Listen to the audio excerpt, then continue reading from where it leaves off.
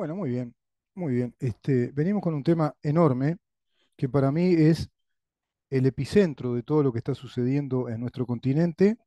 Podemos decir también a nivel mundial, pero vamos a tenernos un poquito más a nuestro continente, a Latinoamérica, a este plan del Foro de San Pablo, Grupo de Puebla, para construir una especie de, si vos querés, de reivindicación del modelo socialista marxista, de la experiencia cubana, de esa experiencia soviética fallida, incluso desde partidos como el Partido Comunista Uruguayo, que no hizo la autocrítica histórica.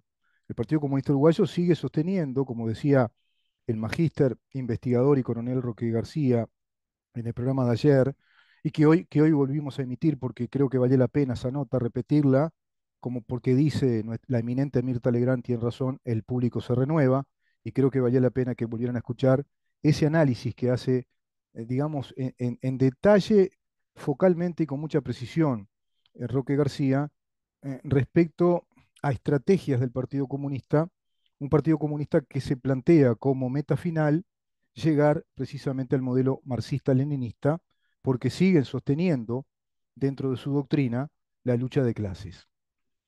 Está ese marxismo rococó, evidentemente, como lo explica Tom Wolfe, que es un marxismo que va abrevando un montón de teorías, como decía, del estructuralismo, el postestructuralismo, el constructivismo, la teoría de la percepción, la teoría lingüística de la percepción, los agentes revolucionarios que se autoperciben, la perspectividad de todo eso. Y ahí tenemos popes, ¿no? De esa teoría marxista, un gran ejército del marxismo cultural, al cual Tom Wolfe le llama el marxismo rococó. Está la posmodernidad también utilizada a favor de interpretaciones de la historia, de la realidad social, económica, inclusive del Estado, de la teoría del Estado, del derecho, que abonan en todas esas corrientes culturales, te repito, de expresión narrativa desde académicos que se instalaron en las universidades del primer mundo e irradian ese pensamiento cultural marxista gramsciano, de acuerdo al pensamiento de Antonio Gramsci, ya directamente hacia los organismos internacionales, hacia la ONU, hacia las 17 organizaciones satélites de la ONU, y acá precisamente hay algo más radicalizado aún, que es una gran cumbre internacional organizada, sistemáticamente organizada, orgánica, con estatutos, con convenciones, funcionando como una internacional comunista que congrega todas las izquierdas, prácticamente todas, de extracción marxista, que es el Foro de San Pablo y Grupo de Puebla. Ahí está integrado, por ejemplo, el PCNT, el Frente Amplio, otras izquierdas del país, la FEU también, es decir, todo el gremio de los estudiantes universitarios integrados al Foro de San Pablo y Grupo de Puebla. La gran pregunta es, ¿por qué no se habla de esto? Que es una verdad evidente y determinante, que es un factor causal de lo que está sucediendo en nuestros países. Es el factor causal que explica el comportamiento político de nuestros sistemas políticos, de las clases políticas del poder, la nueva fenomenología coalicional o bicoalicional, como se ve en el Uruguay, por ejemplo, coaliciones como la de gobierno, que son más bien alianzas temporales, electorales, del, del viejo principio del atamos con alambre, pero no tienen la organicidad que tienen las coaliciones de izquierda, que están montadas desde la estructura militante, piramidal, orgánica de los partidos comunistas del mundo, en esa internacional comunista. En Uruguay, Partido Comunista de Uruguay, fundador, desarrollador, inclusive sustentador del Frente Amplio y del PIT-CNT, en esa especie de operación pinza que nos va encerrando estratégicamente con sus fuegos políticos, con su territorio político muy ganado. Eso está sucediendo en América Latina y vuelvo a preguntar, ¿por qué esto está omitido por la gran prensa de análisis político? ¿Por qué lo omiten, por ejemplo, Carlos Pañi? ¿Por qué lo omiten los analistas de La Nación, de TN? ¿Por qué es omitido en otros países? El que escucho sincero en esto, por ejemplo, es Mosiati en Bio Bio, una gran cadena digital de radio y TV digital de Chile, un experto analista muy interesante, yo se lo recomiendo, que es muy sincero en los análisis y es frontal y asume la perspectiva de estos elementos de análisis. Federico Jiménez en España. Pero la gran prensa omite esto. ¿A qué se debe? ¿Hay un pacto? ¿No pueden hacerlo? ¿Los grandes imperios digitales, como diría Giorgia Meloni, te censurarían? ¿Te quitarían el ámbito natural del desarrollo empresarial de un medio de comunicación? Si se emplea desde esos grandes medios una narrativa periodística profesional con una investigación sistemática que a la gente le muestre todas esas conexiones íntimas que hay entre el Foro de San Pablo, el Grupo de Puebla y las izquierdas organizadas en nuestro continente. ¿Cuáles son las estrategias? Está todo eso documentado, las estrategias revolucionarias. Y hay ahí una playa de teóricos que inspiran a modo de usinas intelectuales del marxismo cultural, inspiran las estrategias revolucionarias de esos agentes revolucionarios, que incluso sostienen la teoría de quien fuera la madre creadora del lenguaje inclusivo, la teoría de la percepción y el concepto de la performatividad del agente revolucionario. Me refiero a la doctora Judith Butler, quien fundó una cátedra en la Universidad de Chicago junto a su colega Stanley Fish, muy bien presupuestados. Esto estamos hablando de los inicios del siglo XXI, en el año 2000. Es la creadora del lenguaje inclusivo, es la que se recibe como doctora en filología presentando una tesis respecto a la obra de pensamiento de Hegel. Le dicen la diva, no porque sea linda, sino por su personalidad. Incluso había una revista en su honor que se llamaba Judy, y es la que ha creado todo este aberrante, digamos, círculo que se va perpetuando en nuestros países del lenguaje inclusivo, de la teoría de la percepción, de la autopercepción, etcétera. Lo cierto es que en este libro de Agustín Laje y Nicolás Márquez, dos eminentes investigadores, analistas políticos, escritores, periodistas, un abogado, el otro licenciado en ciencias políticas, ya con dos magísters, Nicolás Márquez, abogado también, con especialidad, posgrados y magísters, escribieron una vez este libro que se intitula El libro negro de la nueva izquierda. El libro negro de la nueva izquierda. Qué parecido suena a aquello de la revista de los pensadores de la nueva izquierda, que decía Roger Scruton, ¿no? La New Left Review, la revista de la nueva izquierda. Y ese libro de Roger Scruton se llama Los pensadores de la nueva izquierda. Estos pensadores sostienen lo siguiente, entre ellos el argentino Atilio Borón, personaje muy conocido en Argentina, tiene sus programas de radio, sus podcasts, escritor, sociólogo, docente universitario, tiene varios libros en su haber, marxista, un teórico marxista, evidentemente de perfil comunista, pero alineado, digamos, a esta nueva estrategia o esta cara visible hoy por hoy de estas fases de un marxismo cultural.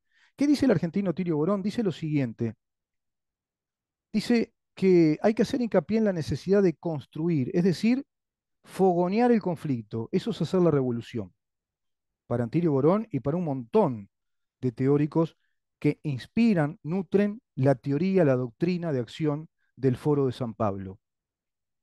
Fogonear el conflicto, en lugar de encontrar al sujeto de la nueva revolución socialista con claras reminiscencias a Laclau, no existe un único sujeto, dice Atilio Borón, mucho menos un único sujeto preconstituido de la transformación socialista. Si en el capitalismo del siglo XIX y comienzo del siglo XX podía postularse la centralidad excluyente del proletariado industrial, los datos del capitalismo contemporáneo demuestran el creciente protagonismo adquirido por masas populares que en el pasado eran tenidas como incapaces de colaborar. ¿En qué? De colaborar en la instauración de un proyecto socialista. Y ahora integran, bajo los principios de Antonio Gramsci, quien recomendaba en su obra literaria, en su acción política, en la Italia de su época, la época de Mussolini, cuando incluso publica el periódico que él dirigía, periodista experto, erudito, Antonio Gramsci, marxista, devoto de Carlos Marx y por supuesto afiliado a la corriente de pensamiento marxista-leninista, pero él con severas críticas planteaba el marxismo cultural como estrategia mejor para consolidar la revolución socialista hacia el comunismo, con aquel periódico que se llamaba L'Ordine Nuovo, el nuevo orden.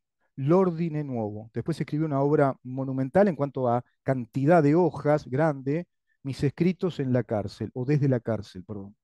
Antonio Gramsci, que planteaba que la revolución tenía que ser cultural, culturizar el Estado, culturizar las instituciones, tomar el poder judicial y tomar sobre todo el sistema educativo, el sistema de enseñanza, para ir culturizando generaciones que pudieran ser nutridas en esa suerte de emancipación de la clase obrera y de todas las clases sometidas, que no había que agotarse en el concepto clásico del proletariado, sino que eran muchas las clases desposeídas de este fenómeno estructural desigualizador que es el capitalismo, perdón, eso decía Antonio Gramsci. Por lo tanto, acá también apelan a lo mismo y dicen, no, hay que reunir para la revolución socialista, fogoneando el conflicto, a campesinos, indígenas, sectores marginales urbanos y, según todos los casos, acompañantes en un discreto segundo plano de la presencia estelar de la clase obrera, que ya no sean eso, que no sean acompañantes discretos. Y en conclusión, anota Borón la construcción del sujeto del socialismo del siglo XXI, la construcción del sujeto del socialismo del siglo XXI, Laclau habla del agente revolucionario, parafraseando a Judith Butler y también a Simone de Beauvoir. En conclusión, entonces, toda esta gente habla del socialismo del siglo XXI, que está planificado, ordenado en el Foro de San Pablo, a través de la obra inicial de pensamiento teórico del doctor en filosofía alemán Dietrich. En conclusión, entonces, se plantea que se trata de una construcción social y política. Vieron que todo es cultural para ellos, el Estado, la economía, nuestra naturaleza humana, todo nuestro sexo, todo es una construcción social y una construcción política, por ende, una construcción cultural que tiene que ver con convenios. Y esos convenios están enraizados, dicen ellos, según la teoría de Butler y de Fish, en el uso de nuestro idioma, que hay que performetearlo. Tenemos que ser agentes performativos de construyendo y construyendo un nuevo idioma. De ahí lo del lenguaje inclusivo. Y a su vez el neolenguaje, que es un sustrato aún más profundo, como planteaba Orwell, que es toda esa nomenclatura, toda esa sintaxis marxista que nos explica los fenómenos económicos, los fenómenos políticos, los fenómenos de la historia, que nos explica la historia, inclusive el derecho como ciencia. En Uruguay estamos sufriendo todo eso. ¿Por qué no habla de todo esto la clase política, que no es marxista? ¿Te preguntaste eso? ¿Por qué esto es tabú? ¿A qué se debe? ¿Compromisos? ¿Saben, son conscientes de que no van a poder contra esto? ¿Que hay una tiranía, si vos querés, ciclopia? ¿Es Goliat? ¿Son las mega empresas? ¿Son los feudos digitales? ¿Son los imperios digitales que imponen toda esta ideología marxista cultural de una revolución que está desmantelando los estados de derecho republicanos democráticos en América Latina y en el mundo? Se plantea entonces lograr la hegemonía socialista a través de este conjunto de, digamos, pensadores que construyen una teoría a la que le llaman postmarxista o neomarxista. ¿Por qué? Porque escapan del marxismo clásico, el marxismo-leninismo, incluso el estalinismo, para ir a la, si vos querés, refundación o revisión crítica según los principios revolucionarios de Antonio Gramsci. Por lo tanto, hablaríamos más bien de un marxismo cultural, un marxismo gramsciano para mí, más que un postmarxismo. En todo caso, sería un postmarxismo-leninismo, con un marxismo gramsciano. Fogonear el conflicto. Rigoberto Lanz, un sociólogo venezolano integrado al Foro de San Pablo, sostiene y anota que el socialismo del siglo XXI, ¿te das cuenta? Porque acá no hablamos en vano, ¿eh? Vos podés contrastar todo lo que decimos. El socialismo del siglo XXI solo puede tener éxito apostando duro por el impulso de prácticas subversivas que propaguen el efecto emancipatorio de las rupturas, de los conflictos, de las contradicciones, provocar la contradicción, provocar el conflicto, fogonear el conflicto. Atilio Borón, teórico argentino; Ernesto Laclau, teórico argentino; Rigoberto Lanz, teórico venezolano, sociólogo, todos en pos del socialismo del siglo XXI, todos teóricos marxistas del Foro de San Pablo y Grupo de Puebla.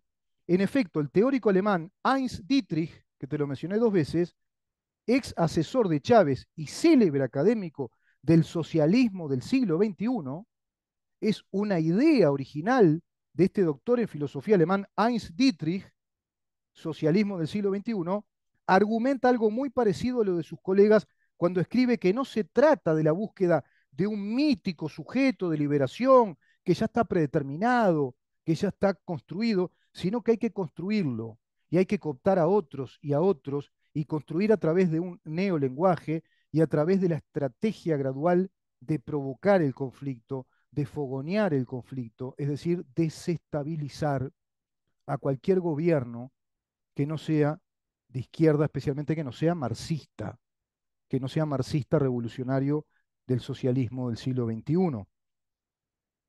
Pérez López Velasco, uruguayo, sostiene que incluso esta gente comete el pecado de olvidarse de los gays y las lesbianas y los movimientos homosexuales que nacen con el LGBT en los Estados Unidos. Ya ahora esto es moneda corriente, ¿verdad?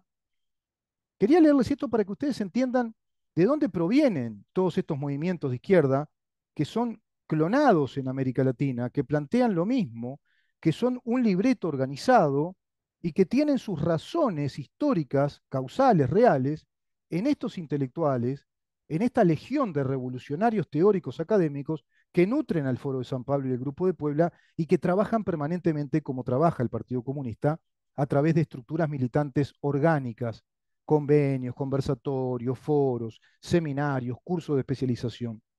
Veíamos con el coronel Roque García que la Comomsol, precisamente a la cual integró Liberarse, es una escuela de las juventudes comunistas que los va adiestrando, los va preparando como profesionales de la desestabilización. Quiero cerrar con esto. ¿No será acaso que un conflicto que se avecina y aún pasa desapercibido ante ciegos analistas, como por ejemplo este conflicto que parece aparentemente descabellado, absurdo, como en su momento lo fue la Guerra de Malvinas, que planteaba Galtieri, 1982?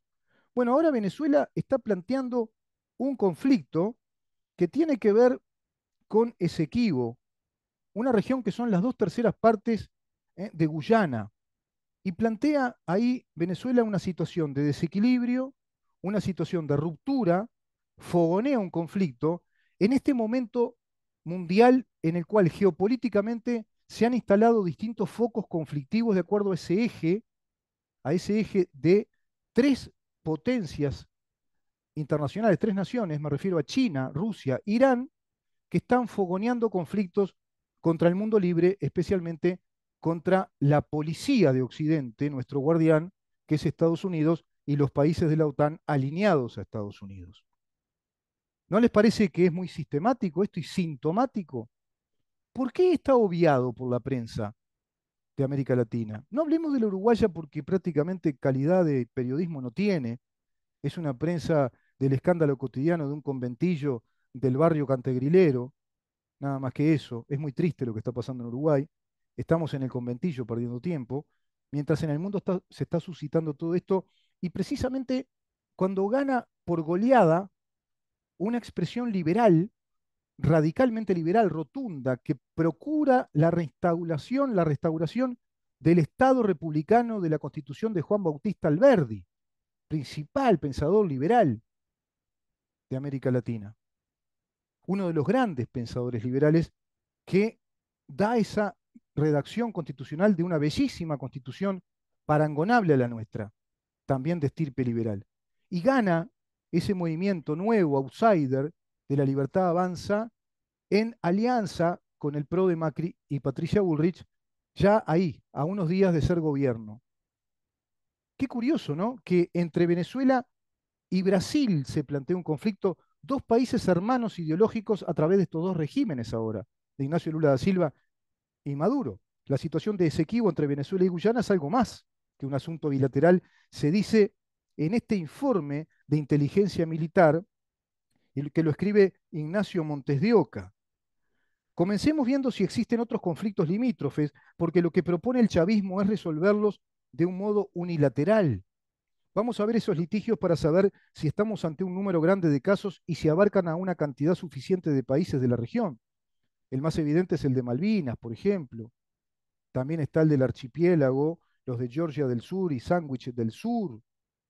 Hay muchos conflictos que están aparentemente ahí latentes y que pueden ser incendiados, fogoneados por esta creación de esta zona de conflicto que incluso plantea el gobierno de Maduro un referéndum, es decir, una decisión interna de parte del pueblo venezolano respecto a si acepta la invasión unilateral de los ejércitos venezolanos en el territorio de Guyana.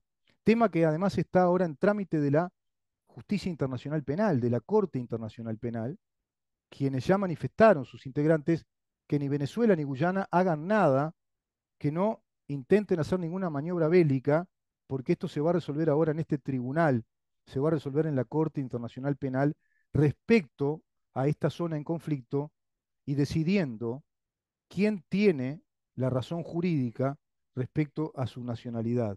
Si es Guyana, la verdadera propietaria, la nación que tiene que tener ese territorio, o ese territorio le pertenece a Venezuela. Fíjate vos qué conflicto provoca un régimen despótico, sangriento, tiránico, que es un clon del régimen totalitario cubano, con un desastre económico en su pueblo, con más de 7 millones de venezolanos que se fueron, se seguirán yendo y no sabemos, con presos políticos, con un caos social terrible, donde no hay sanatorio, no hay hospitales, no hay medicamentos, donde hay caos social, donde están a un nivel inflacionario que ya no obedece a la cuantía y a la estadística de medición de las consultoras internacionales serias. Ese régimen que viola los derechos humanos por doquier, plantea un conflicto al mejor estilo Rusia de Putin, porque tienen un vínculo indisoluble con Rusia, dice este informe. Hay muchas zonas de conflicto, es muy largo el informe, hay zonas de conflicto entre Ecuador y Perú, hay zonas de conflicto también, por ejemplo, entre Colombia y Nicaragua. Colombia también tiene una disputa aún no cerrada con Nicaragua por 50.000 kilómetros cuadrados en las islas de San Andrés, Providencia y Santa Catalina, Surinam y Guyana. Tienen reclamos cruzados por la región de Tigre y el río Cueroney. Ambos países tienen aún una cuestión pendiente con Venezuela. Y es enorme la lista, ¿no?, de conflictos que están pendientes. Hasta incluso toca el tema Uruguay-Brasil. Hay otros conflictos pendientes como el de Brasil y Uruguay para resolver una parte de la traza común en Isla Brasilera y en Villa Tomás Albornoz. La disputa entre Haití y Estados Unidos por la isla Nevasa y el reclamo cubano para que los estadounidenses abandonen Guantánamo.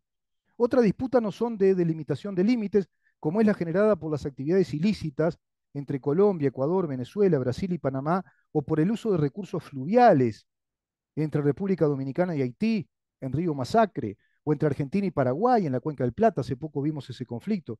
Es decir, se incendiarían un montón de conflictos de distinta naturaleza y generarían un estado conflictivo, bélico en todo nuestro continente.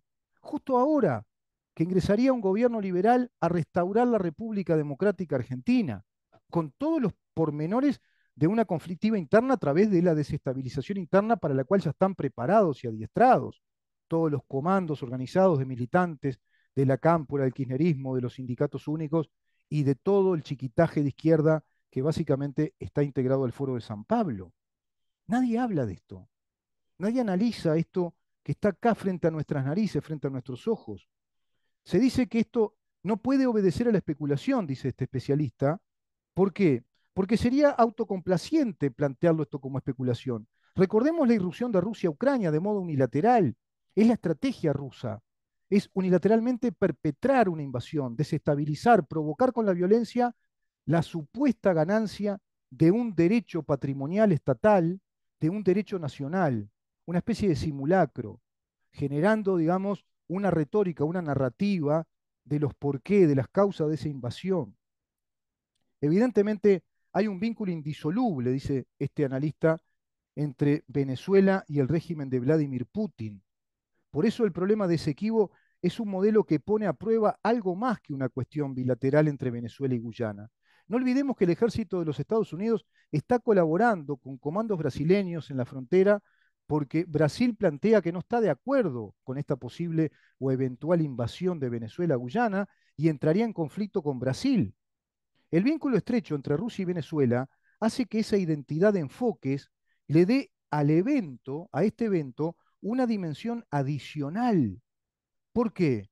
Porque supone que el método putinista de la solución drástica de controversias inaugurado en Crimea en el año 2014 muestre su posibilidad de replicarse en otras zonas del planeta Tierra, planteando entonces la estrategia de la guerra difusa, de la guerra celular, de la guerra gris, de fogonear el conflicto de Atilio Borón, de provocar la desestabilización, de provocar el estallido, porque esa es la mejor manera de desarrollar la revolución e ir creando sujetos revolucionarios o agentes revolucionarios.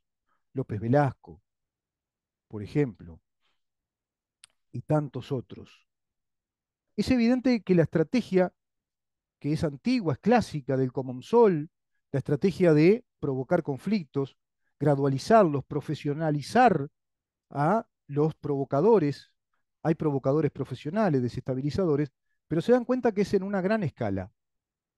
Tenés provocadores conflictivos que buscan desestabilizar el Estado, como lo hicieron en Uruguay, a través de un conjunto de actos legislativos de leyes que son inconstitucionales, que van a perjudicar severamente el funcionamiento del Estado porque rompieron con su estructura, por lo tanto rompieron con su cohesión, con su unidad orgánica.